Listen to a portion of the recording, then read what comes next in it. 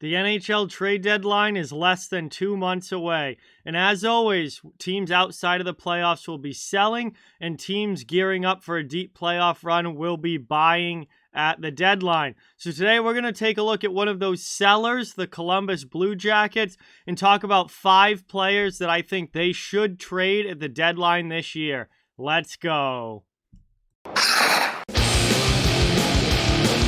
Hey everybody, so today we're going to be talking about the Columbus Blue Jackets, who are not going to be making the playoffs this year, and they have some guys and some contracts that they can move at the deadline this season that I think will be sought after by teams looking to add depth and go on a run.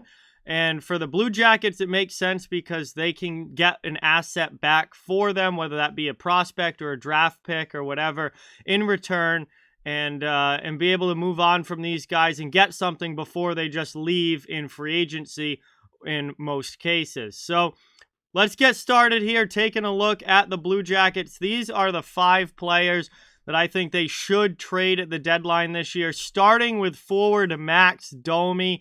Now, Max Domey, his value has really gone down over the last 2 to 3 years. His offensive production has plummeted.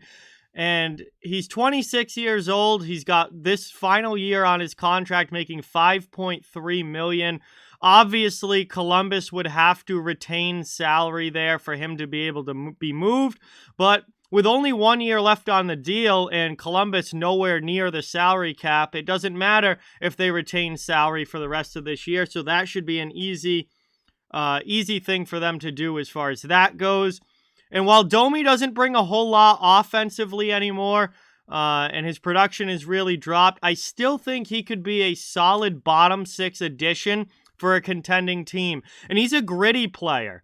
He's a gritty player that's not afraid to get involved physically and really plays that big boy, playoff, intense, aggressive style of hockey. So I still think it's a possibility that there could be teams out there that would love to add Max Domey at the deadline, as long as Columbus retains salary and Domey knows that he's not going to be playing in a top 6 role, and he's really going to be there as a depth scorer, some secondary offense if he can give it, but mostly there for his grit and tenacity and that side of the game that he brings to the table.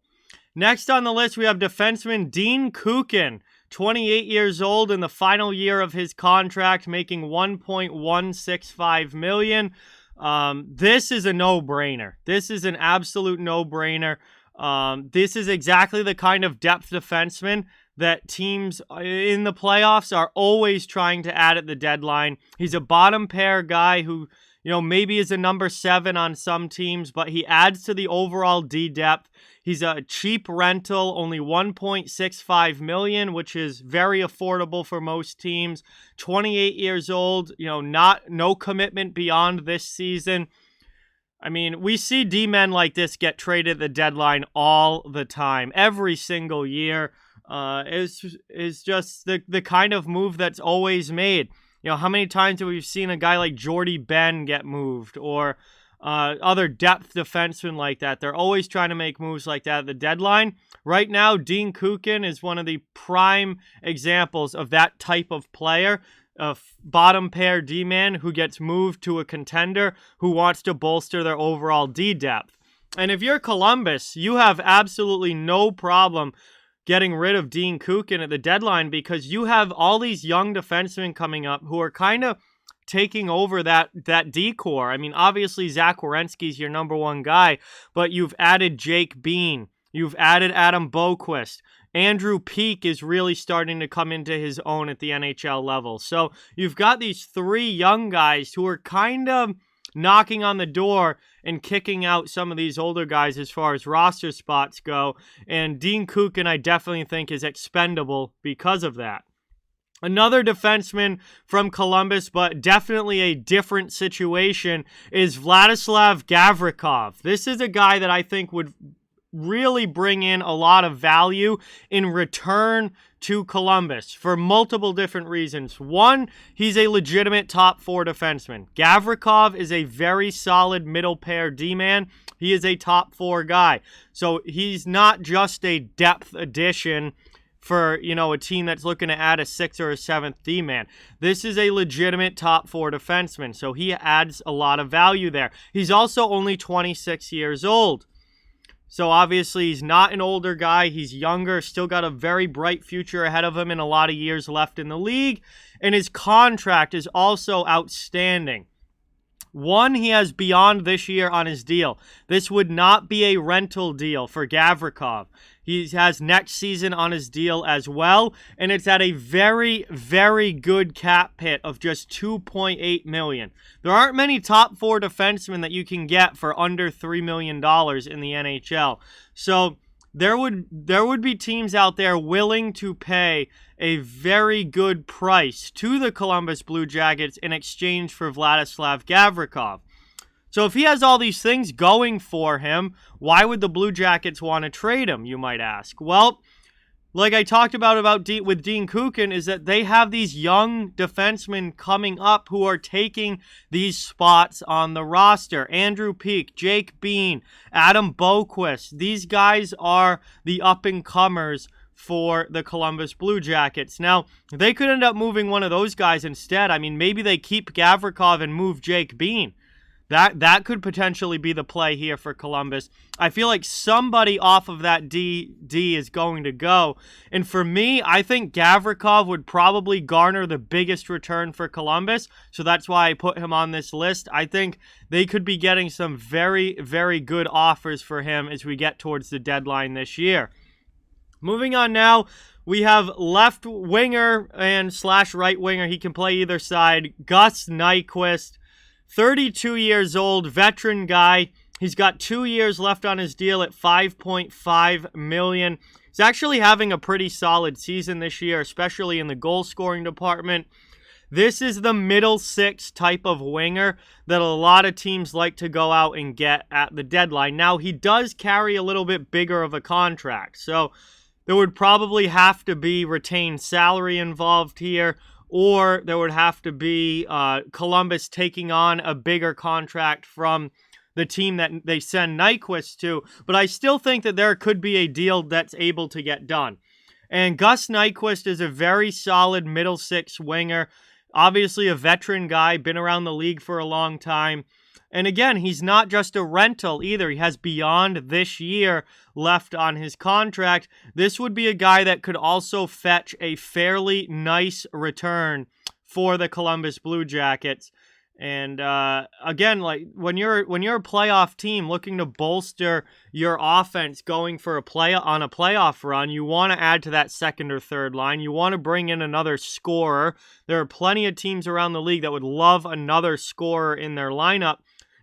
Nyquist is exactly the kind of guy that would get moved in that type of situation. So I very much think that that is a possibility. And finally now, last one, we have defenseman Gabriel Carlson, 25 years old, last year of his contract, very, very cheap, $725,000. This would strictly be a depth D addition. Somebody brought in as like a number 7th or 8th D-man just to bolster their overall depth going into the postseason. Again, it certainly wouldn't be a big trade, and he likely wouldn't even be playing for his new team unless someone was out injured. And he honestly hasn't even been playing for Columbus. I mean, he hasn't played that many games this year. And he's been passed on the depth chart by a lot of guys. I think because he's been passed by so many others on the depth chart, I think that Columbus would be more than willing to move Carlson. And for any team that's acquiring him, I mean, he's really not going to cost you much of anything. Maybe a prospect that's not working out and probably won't ever work out, or maybe like a late round pick, like a 6th round or something. But it wouldn't be an expensive cost, and you could just add another D-man to your core to, again, have that depth ready for the playoffs. And that's always something that we see every trade deadline, playoff teams trying to load up on depth so that they're ready in the postseason in case a couple guys go down with injuries. They have reliable pieces that they can put into that spot and not really miss a step as far as, you know, playing in the playoffs and winning games. So one notable player that you don't see on this list and you might be surprised about is goaltender Eunice Corporsalo.